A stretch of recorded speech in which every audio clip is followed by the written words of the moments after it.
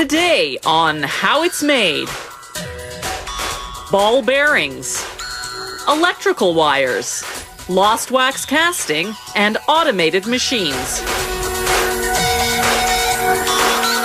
With all the high-tech hoopla these days, the lowly ball bearing gets forgotten. Yet machine parts need ball bearings to rotate. They're in household appliances, industrial machines, and car engine parts such as alternators and fans.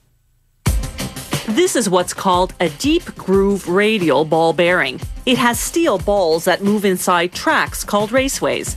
The raceways are carved into a set of heavy-duty steel rings.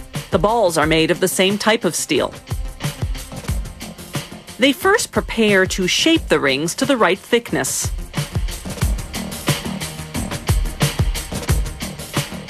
They insert the inner ring into the outer ring. The set then passes through a grinder that alters the width to the correct thickness. A gauge checks the width of each ring as it exits. Now they separate the inner and outer rings in order to grind their outer circumference on separate machines. The outer ring enters the grinder, which shapes its outer surface to a precise roundness and diameter. A water-based liquid keeps the ring from overheating, which would cause warping. The ring exits the grinder through a gauge that checks the diameter.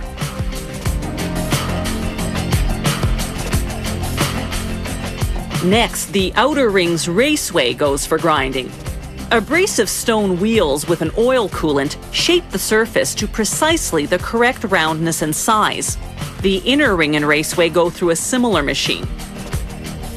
Now the rings go for polishing. An abrasive stone lubricated with oil polishes the steel surface until you can see a reflection. Here's the before and after. Next stop, washing. They coat the rings with thick oil and a fine stone grit. They clean the raceways with kerosene.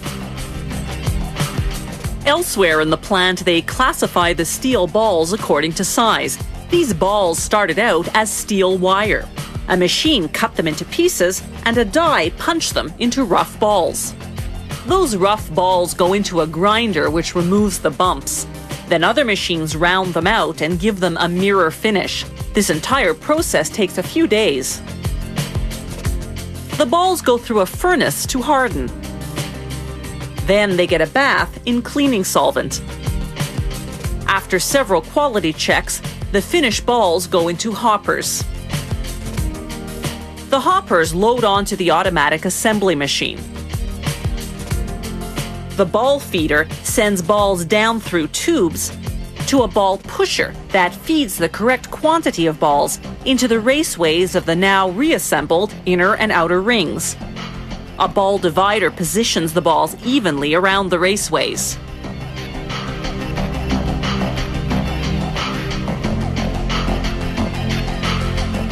Next comes the ball cage, a metal cage that retains the balls in position around the raceways. The first machine installs half of the cage, the half with rivet holes. The next machine carefully positions the other half of the cage, the half with rivets.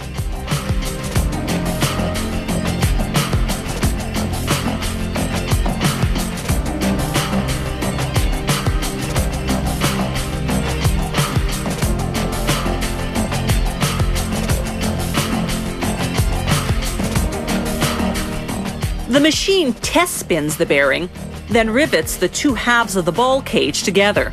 The bearing is now fully assembled.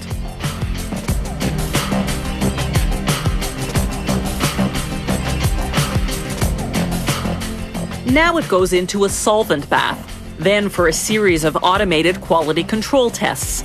This noise vibration tester makes sure the ball bearing operates quietly. Some types of bearings are lubricated with grease.